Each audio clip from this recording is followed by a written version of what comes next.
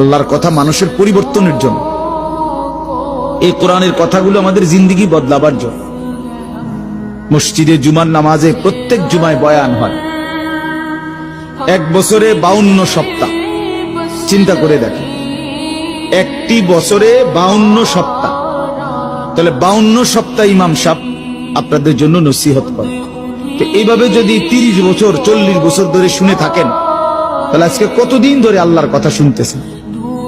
বছরে 52, তো এভাবে 40 বছর, এভাবে 30 বছর, এভাবে 50 বছর। অথচ এত লম্বা সময় আল্লাহর কথা শুনবার পরেও এখনো মিথ্যা বলা ছাড়তে পারলেন না। এত লম্বা সময় আল্লাহর কথা বলা শুনবার পরেও বিড়ি সিগারেট খাওয়ার অভ্যাসটা ছাড়তে পারলেন না। এত লম্বা সময় আল্লাহর কথা শুনবার পরেও চা দোকানের আড্ডা বন্ধ করতে পারলেন না।